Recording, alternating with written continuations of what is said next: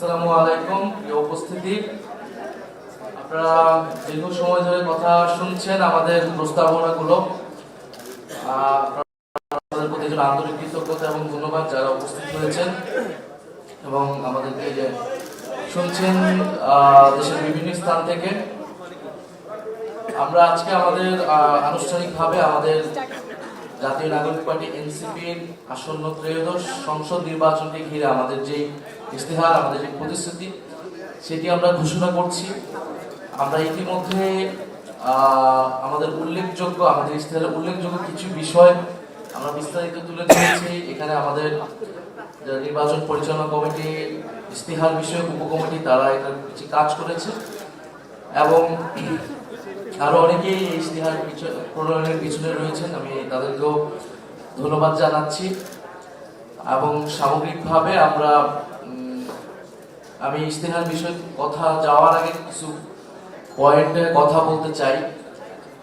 একটা বিষয় হচ্ছে যে এটা এনসিপির জন্য একটা ঐতিহাসিক মুহূর্ত, যখন আমরা গণ অভ্যুত্থানের মতো পরিস্থিতির মধ্য দিয়ে আমরা 2024 পরবর্তী সময়ে বাংলাদেশে একটি নতুন রাজনৈতিক দল গঠন করেছি এবং সেই দল একটি জোট প্রক্রিয়ার মধ্য দিয়ে ইলেকশনে অংশগ্রহণ করছে। এখানে কতগুলো বিষয় আসছে যে পুরো এনসিপির জার্নির সাথে রিলেটেড। আমরা যখন এনসিপি বা জাতীয় নাগরিক পার্টি আমরা শুরু করি, আমরা কতগুলো প্রতিশ্রুতি আমাদের ঘোষণাপত্র দিয়ে আমরা শুরু করেছিলাম এবং এনসিপিরও আগে আমাদের রুট যদি আমরা বলি, আমাদের রুটটা হচ্ছে গণ অভ্যুত্থান। কারণ গণ অভ্যুত্থানের মধ্য দিয়ে আমাদের দলের নেতৃত্ব তৈরি হয়েছে, আমাদের যে চিন্তা বা আদর্শের জায়গাটা সেটাও তৈরি হয়েছে, সেটাও গণ অভ্যুত্থানের সাথে সম্পর্কিত। আমরা 3রা আগস্ট শহীদ মিনারে আমরা স্পষ্টত কয়েকটি কথা বলেছিলাম যে এই ফ্যাসিবাদী ব্যবস্থার বিলোপ এবং একটা নতুন রাজনৈতিক বন্দোবস্ত, অর্থাৎ আমরা একটা ফ্যাসিবাদী যে সিস্টেম আমাদের গত 16 বছরে তৈরি হয়েছে, আরো বৃহৎভাবে বললে গত 50 বছরে স্বাধীনতার পর থেকেই যে ব্যবস্থা তৈরি হয়েছে এবং যেটার কারণে আমরা প্রকৃত গণতন্ত্রে কখনো পৌঁছাতে পারিনি এবং শেখ হাসিনার সময় বা বিগত একটা চূড়ান্ত পর্যায়ে সেটা গিয়েছিল মানুষের উপরে ব্যাপক দমন, পীড়ন, নির্যাতন, আমাদের অর্থনৈতিক ব্যবস্থা ভেঙে পড়েছিল, রাজনৈতিক ব্যবস্থা ভেঙে পড়েছিল এবং আমাদের জাতীয় মর্যাদা ক্ষুণ্ণ হয়েছে। এবং জুলাইয়ের পরিস্থিতিতে সারা দেশের মানুষ রাজপথে নেমে এসে সেই ফ্যাসিবাদী, আমরা বলেছিলাম সেই ব্যবস্থার বিরুদ্ধেই আমরা দাঁড়িয়েছিলাম এবং এই ব্যবস্থাকে বিলোপ করে একটা নতুন বন্দোবস্ত করতে হবে, যে বন্দোবস্তটা বাংলাদেশের স্বৈরতান্ত্রিক পুনরাবৃত্তি রোধ করবে, একটা গণতন্ত্র নিশ্চিত করবে, অর্থনৈতিক বৈষম্য দূর করবে, একটা অন্তর্ভুক্তিমূলক সমাজ আমাদের জন্য নিশ্চিত করবে, আমাদের ধর্মীয় মূল্যবোধ, সাংস্কৃতিক বৈচিত্র্য সেগুলোকে রক্ষা করে আমরা জাতীয় মর্যাদা নিয়ে বিশ্বের মুখে দাঁড়াতে পারবো। এটা ছিল আমাদের প্রাথমিক আকাঙ্ক্ষা। সেই জায়গা থেকে অন্তর্বর্তী সরকার এবং গত 1.5 বছরের অনেক ঘাত প্রতিঘাত আমরা আজকে পরিস্থিতিতে আছি অংশগ্রহণ করব।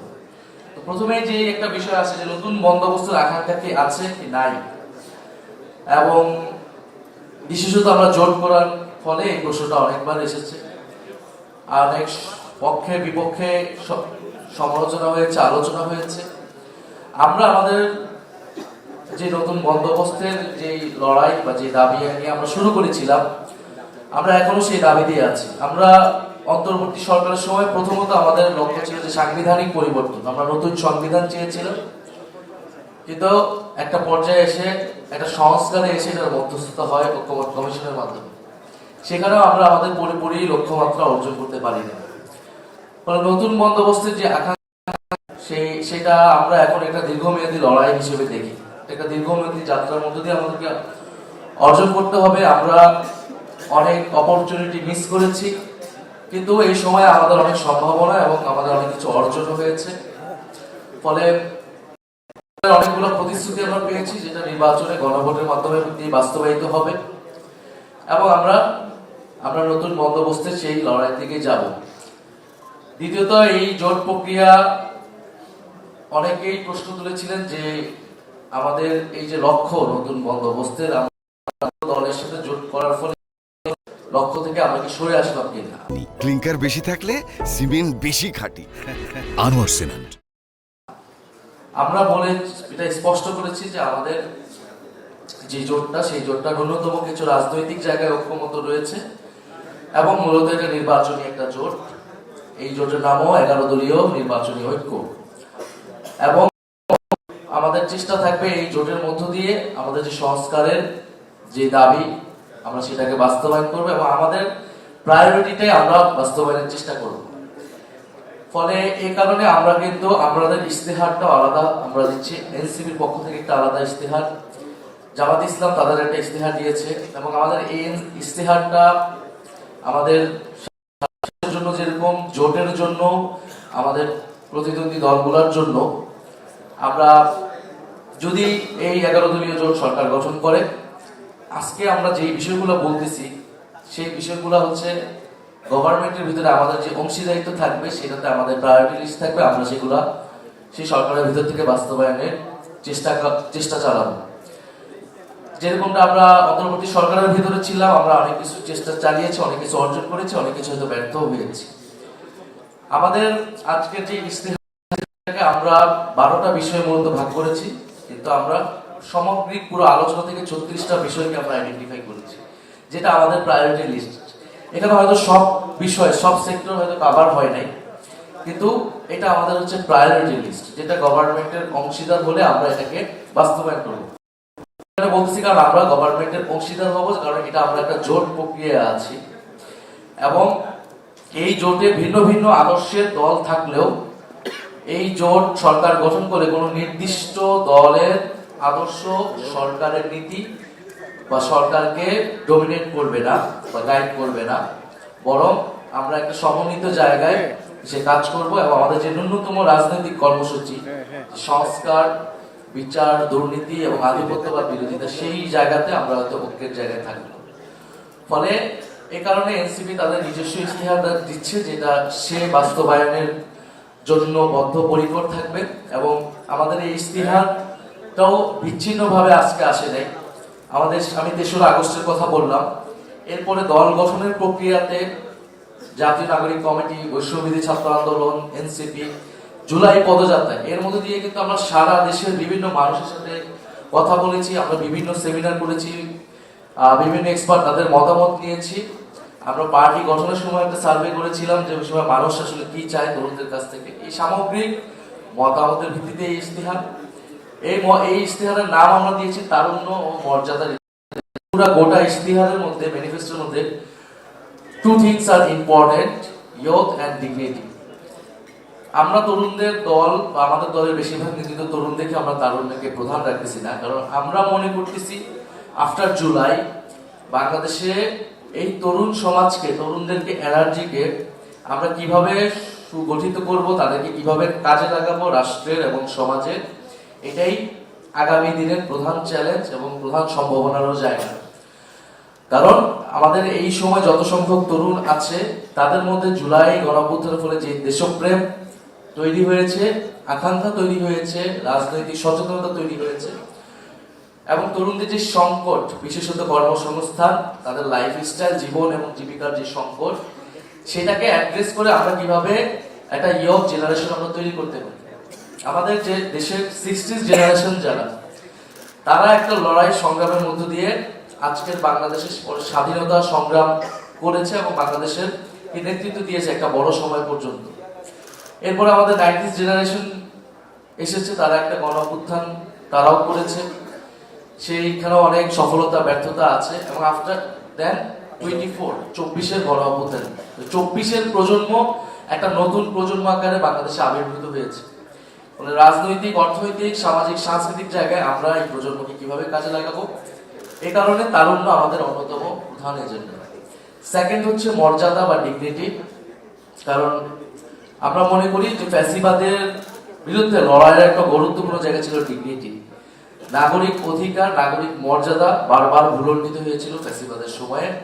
মানুষের ন্যূনতম মানবাধিকার, অর্থনৈতিক অধিকার আমরা গত 16 বছর পাইনি, প্রাণ প্রকৃতির সুরক্ষা ছিল না।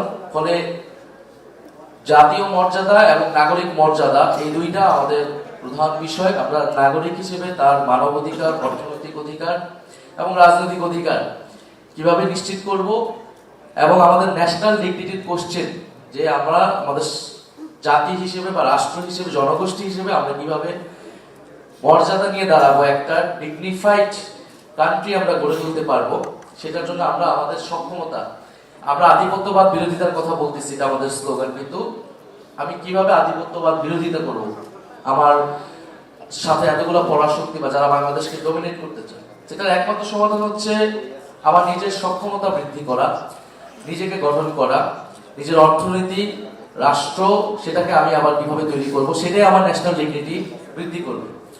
ফলে তারুণ্য এবং মর্যাদাকে প্রায়োরিটি রেখে আমরা আসলে ইশতেহারের জায়গাটা করছি, যেটা আমরা আবারও ক্ল্যারিফাই করছি, যেটা কিন্তু আমরা ওভারঅল সবকিছু কাভার করেছি এরকম না। আমরা যেহেতু গভর্নমেন্ট যদি 11 দলীয় জোট সরকার গঠন করে, সেই সরকারের অংশীদার হিসেবে আমরা কি কি জিনিসকে প্রায়োরিটি দিব, ওই সরকারের প্রায়োরিটি দিব, আমাদের সংসদে আমরা প্রায়োরিটি দিব, সেটাকে আইডেন্টিফাই করা হয়েছে। এটা আমাদের 3রা আগস্টের ঘোষণা, আমাদের 24 দফার ঘোষণা, তার হিসেবে এটা আমাদের 36 দফার একটা ঘোষণা আজকে। এটা আমরা বাংলাদেশকে কোথায় দেখতে চাই, নিয়ে যেতে চাই, সেই জায়গায় আসলে আমরা পৌঁছাতে যাচ্ছি। এবং সামনের দিনগুলোতে এই আমাদের রাষ্ট্রকে বোঝার, রাষ্ট্রের নীতিগুলোকে বোঝার এবং একটা ভীষণকে তৈরি করার এই যে চেষ্টা, সেটা অব্যাহত থাকবে।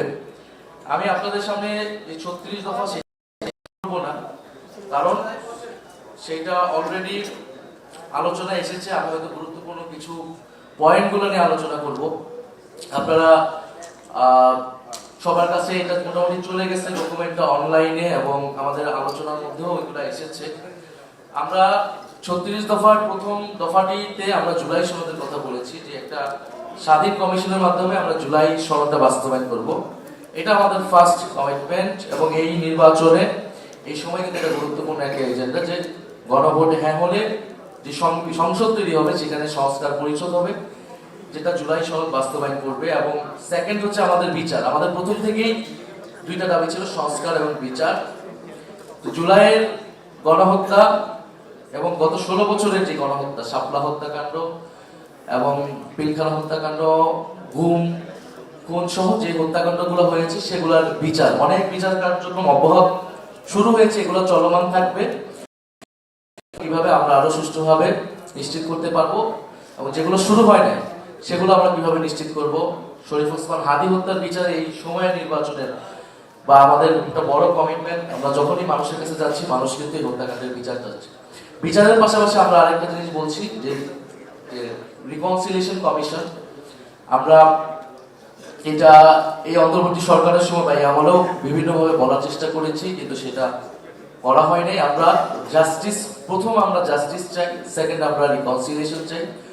তবে রিকনসিলিয়েশন মানে ফ্যাসিবাদী রাজনীতিকে পুনর্বাসন না। রিকনসিলিয়েশন মানে সেই রাজনীতির সাথে সংশ্লিষ্ট যারা নিরপরাধ সমর্থক আছে, বা কেউ যদি সমাজে আবার ফেরত আসতে চায় বিচার প্রক্রিয়ার মাধ্যমে, তার সিভিক রাইটসটা আমরা নিশ্চিত করব কিভাবে, সেই প্রক্রিয়া অনুসরণ করা। এছাড়া আমরা বলেছি যে আমাদের যারা সমাজে যেই ধর্মবিদ্বেষ, সাম্প্রদায়িকতা, সংখ্যালঘু নিপীড়ন, জাতি পরিচয়, মূল্যমূলক আচরণ, সেটার জন্য আমরা মানবাধিকার কমিশনের একটা বিশেষ সেল থাকবে, যারা আমাদের সংখ্যালঘু, মানবাধিকার হরণ এবং যে কোনো পরিমাণ ধর্ম বিদ্বেষের বিরুদ্ধে তারা কথা বলবে এবং সেই অধিকারগুলো নিশ্চিত করবে। আমরা জবাবদিহিতার কথা বলেছি, এই কারণে আমরা হিসাব দাও নামে একটা কর্মসূচি আমরা রাখবো, যেখানে প্রত্যেক মন্ত্রী, এমপি এবং প্রত্যেকটা বাজেট এবং প্রত্যেকটা বাৎসরিক আয় সেগুলা সেখানে থাকবে। আমরা জাতীয় ন্যূনতম মজুরি ঘন্টায় 100 টাকা এবং বাধ্যতামূলক কর্মসূচিকা, বীমা, পেনশন নিশ্চিত করে শ্রম আইন কঠোরভাবে বাস্তবায়নের কথা আমরা বলেছি, যাতে আমরা শ্রমিকদের যে ন্যায্য মজুরি সেটা আমরা নিশ্চিত করতে পারি। আমরা মুদ্রাস্ফীতি 6% নামানো হবে, এটা আমরা বলেছি, আমরা ব্যাখ্যাও করেছি সেটা। শিক্ষা সংস্কার নিয়ে আমরা কিছু বিষয় এখানে আছে, এসেছে সময়ের কারণে হয়তো পুরোটা। আমরা যেটা সব ধরনের শিক্ষা মাধ্যম ও পদ্ধতিগুলো একটা সমন্বয় করা এবং শিক্ষকদের জন্য পৃথক বেতন কাঠামো, 5 বছর 70% এমপিওভুক্ত শিক্ষা প্রতিষ্ঠান জাতীয়করণ করার কথা আমরা বলেছি। এবং আমরা উচ্চশিক্ষার সাথে কর্মসংস্থানের সংযোগ স্থাপনে স্নাতক পর্যায়ে 6 মাসের ইন্টার্নশিপ, যেটা অলরেডি আলোচনা এসেছে। আমরা স্বাস্থ্য খাতের কথাটা এখানে ডিটেইলস এসেছে, আমি এখানে যে জন্য এটা বলতেছি না, স্বাস্থ্য এবং নারীদের। আমরা প্রবাসীদের জন্য একটা ডায়াসপোরা ডিজিটাল পোর্টাল, যেখানে পাসপোর্ট, এনআইডি, জন্ম নিবন্ধন, কনসুলার সেবা ইত্যাদি থাকবে। আরেকটি বিষয় হচ্ছে যে কার্ডের বিষয়। এখন তো ইস্তেহারে কার্ডের রাজনীতি চলতেছে, অমুক কার্ড তমুক কার্ড। আমরা বলতেছি যে একটা ইউনিক কার্ড আমাদের দরকার, নাগরিক কার্ড, যেটা আমরা সেটাকেই একটা নাগরিক কার্ড হিসেবে, যেখানে আমার সব ধরনের সুযোগ সুবিধা সেই একটা কার্ডের মাধ্যমে প্রত্যেকটা নাগরিক পাবে, তার জন্ম থেকে মৃত্যু পর্যন্ত তার একটাই আইডেন্টিটি হওয়া উচিত। আমি যদি আরো 10 রকমের কার্ড করি, সেটা আমার সুযোগ মানে জটিলতা তৈরি করবে অনেক ধরনের, বড় সকল সুযোগ সুবিধাকে একটি কার্ডের মধ্যে নিয়ে আসা। আমরা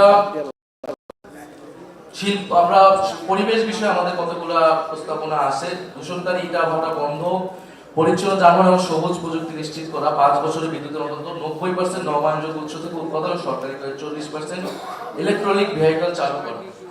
দেশীয় বীজ গবেষণা, সংরক্ষণ, বিতরণ সক্ষমতা বৃদ্ধি করে শুধু খাদ্য নিরাপত্তা নয়, খাদ্য সার্বভৌমত্ব নিশ্চিত করা, খাদ্য ভেজাল বিরোধী অভিযান জোরদার করে কঠোর শাস্তি নিশ্চিত করা। আমাদের আরো গুরুত্বপূর্ণ একটি আমাদের থাকবে পয়েন্ট হচ্ছে ভারতের সাথে আমাদের যে সীমান্ত হত্যা, বর্ডার কিলিং ইস্যু, যেটা বাংলাদেশের সৃষ্টির পর থেকে যে সমস্যার এখনো সংকট হয়নি। আন্তর্জাতিক নদী সমূহের পানি ন্যায্য হিস্সা, এছাড়া জুলাইয়ের যারা খুনিরা রয়েছে, শেখ হাসিনা সহ আওয়ামী লীগের যারা অপরাধী রয়েছে, তাদেরকে ফিরিয়ে আনা, অসম চুক্তি সহ সকল বিদ্যমান ইস্যুতে কূটনৈতিক ও রাজনৈতিক পর্যায়ে সর্বোচ্চ দৃঢ় ভূমিকা নেওয়া হবে। প্রয়োজনে আন্তর্জাতিক সংস্থা আদালতে যাওয়া হবে। দ্বিপাক্ষিক এবং বহুপাক্ষিক কূটনীতির মাধ্যমে রোহিঙ্গা সংকট মানবিক সমাধান ও আসিয়ানে যুক্ত হয়ে দক্ষিণ পূর্ব এশিয়ার দেশগুলোর সাথে সম্পর্ক উন্নয়ন করা হবে। সশস্ত্র বাহিনীর জন্য রেগুলার ফোর্সের দ্বিগুণ আকারে 5 বছরের সেনাবাহিনীতে একটি ইউএভি অর্থাৎ আনম্যানড এরিয়াল ভেহিকল ব্রিগেড গঠন এবং মাঝারি পাল্লার অন্তত 8টি surface two air missile battery অধিগ্রহণ করা হবে। আমি 36টা পয়েন্টের মধ্যে উল্লেখযোগ্য এবং গুরুত্বপূর্ণ কয়েকটা পয়েন্ট বললাম, এবং এই ইশতেহারগুলো আমরা চেষ্টা করেছি যেটা বাস্তবিক, যেটা রিজনেবল এবং বাস্তবায়নযোগ্য, সেই ইশতেহারগুলোই বলার। আমরা হয়তো অনেক এর থেকে অনেক বড় জায়গায় বাংলাদেশকে নিয়ে যেতে চাই, সেই স্বপ্ন আমাদের আছে। কিন্তু এবং আমরা নির্বাচনের আগে এরকম আকাশ কুসুম অনেক কিছু হয়তো বলেই, মানে রাজনৈতিক দলগুলো বলে বা তাদের প্রচারণায় আছে, কিন্তু আমরা যেটা আমাদের মধ্যে 5 বছরে প্র্যাকটিক্যাল এবং একটা গভর্নমেন্টের একটা স্টেক হোল্ডার পাওয়ার আমাদের পক্ষে যতটুকু করা সম্ভব, আমি এটা প্র্যাকটিক্যালিটির ভিত্তিতে, এটা এমন না আমরা কোথায় পৌঁছাতে চাই, বরং এটা আমরা আসলে কতটুকু পৌঁছানো সম্ভব আগামী 5 বছরে সেইটাকে আমরা বলছি। আমরা শিক্ষা, স্বাস্থ্য, কর্মসংস্থান, সংস্কার বিচারের পাশাপাশি এই তিনটিকে আমরা সবচেয়ে গুরুত্ব দিয়েছি। এবং আমাদের যেই জোট, সেই জোটের সাথে আমরা এই সমন্বয় করব। এই ইশতেহার আমরা পরবর্তীতে যদি সরকার গঠনের সুযোগ হয় এবং আমাদের এই যে বেসিক প্রিন্সিপাল গুলো আছে, সেই প্রিন্সিপাল গুলোকে আমরা অটুট রেখেই আমরা কিন্তু এই জোটে থাকবো। এই জোটটাই কারণে একটা আন্ডারস্ট্যান্ডিং নির্বাচন পর্যায়ে রয়েছে এবং আমরা জনগণের কাছে প্রতিশ্রুতিবদ্ধ যে বাংলাদেশের মানুষ পরিবর্তন চায়, নতুন রাজনীতি, বাংলাদেশের মানুষ তার জীবনের পরিবর্তন চাইতে চায়। এত বড় গণ অভ্যুত্থান, সেই গণ অভ্যুত্থান কিন্তু এখনো ব্যক্তির জীবনের সব সুফলটা আসে নাই, মানুষের ঘরে ঘরে সুফলটা যায় নাই। আগের সিস্টেম ব্যবস্থাপনা রয়ে গেছে, আগের অর্থনীতি, সংবিধান, রাজনীতি, সংস্কৃতি সবকিছুই রয়ে গেছে। এর মধ্যে দিয়ে আমাদের একটা নির্বাচনে আমাদের ঢুকতে হচ্ছে, এটা একদিকে ট্র্যাজেডি, কিন্তু বাস্তবতা হচ্ছে এর বাইরে হয়তো অপশন ছিল না। কিন্তু আমরা এই লড়াইটাকে এখানে আমরা স্টপ করতেছি। আমরা মনে করি যা কিছু আমরা করছি বাংলাদেশের জনগণ এবং রাষ্ট্রের স্বার্থে আমরা মাথায় রেখে করছি। আমরা একটা বিপ্লবিক জায়গা থেকে আমরা একটা গণতান্ত্রিক এবং পার্লামেন্টারি পলিটিক্সে আমরা এন্ট্রি নিচ্ছি, এটা আমাদের জন্য বড় একটা শিফটিং। তো আপনাদের সবার কাছে আমরা আমাদের যে এনসিপি 30টা আসনে শাপলাকলি মার্কাতে তারা ইলেকশন করতেছে, আমাদের 30 জন ক্যান্ডিডেট, এবং সারা বাংলাদেশেই আমাদের 11 দলের সমন্বিত প্রার্থী রয়েছে। আপনারা আমাদের জন্য দোয়া রাখবেন। আপনাদের কাছে আমরা জনগণের কাছে আমরা আহ্বান করছি, আপনারা এনসিপির প্রার্থীকে 11 দলের প্রার্থীকে আপনারা জয়যুক্ত করুন, সংসদে পাঠান। আমরা ইনশাআল্লাহ আমরা আমাদের যে কমিটমেন্ট সেই কমিটমেন্ট অনুযায়ী বাংলাদেশকে আমরা চেঞ্জ করব এবং জনগণের পক্ষের যে রাজনীতি সেই রাজনীতি আমরা করে যাব। ধন্যবাদ।